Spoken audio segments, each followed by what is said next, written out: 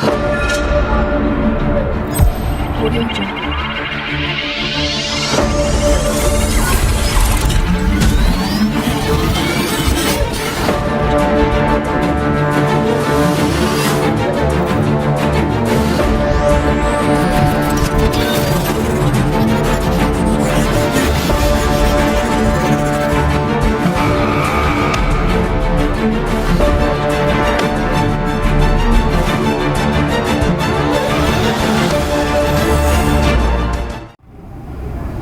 Hi guys, I am Adrian Madrona, taking up Bachelor of Science in Electronics Communication Engineering, and welcome to my vlog.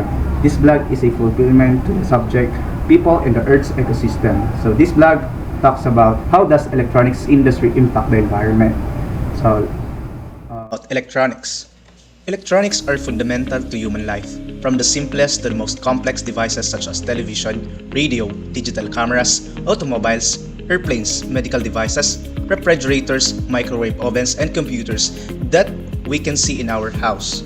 They are characterized by a number of advantages and disadvantages. People have saved a substantial amount of time, effort, and money by incorporating electronic devices into our daily lives, primarily due to the prevalence of cost-cutting systems. The use of mobile phones and personal computers, for instance, has made people's lives easier, smoother, and more vibrant, and has decreased the distance between nations.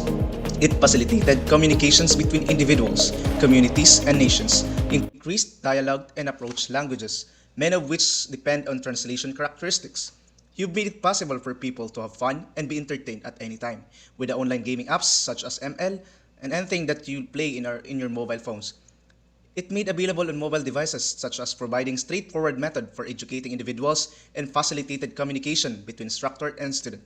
Derived from the medical process, facilitated the means of treating patients, contributed to the success of medical procedures, and was carried out with ease, swiftness, and expertise.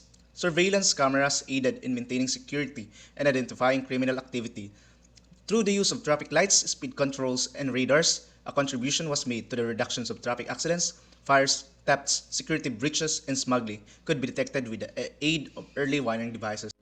So based from the advantages that I enumerated, have you ever asked yourself how these electronics affect our environment? So we all know that electronics uses materials like metals, plastics, semiconductor that soon converted to waste or electronic waste. So electronic waste can be toxic. It's not biodegradable and accumulates in the environment, in the soil, air, water, and living things. For example, open air burning and acid baths being used to recover valuable materials from electronic components release toxic materials as leaching into the environment.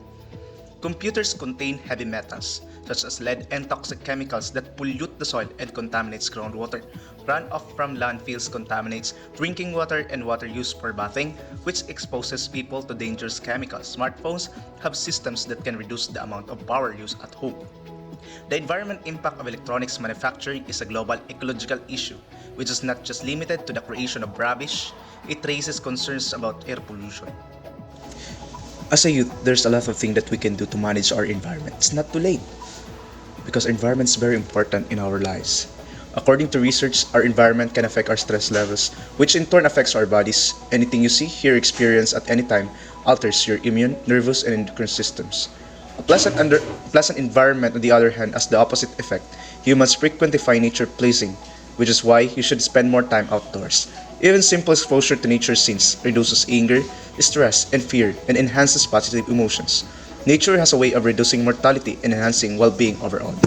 So, those are some of the positive effects of taking care of our environment. Protecting our environment is like protecting ourselves, so always choose green. Be an eco-friendly. Thank you for watching.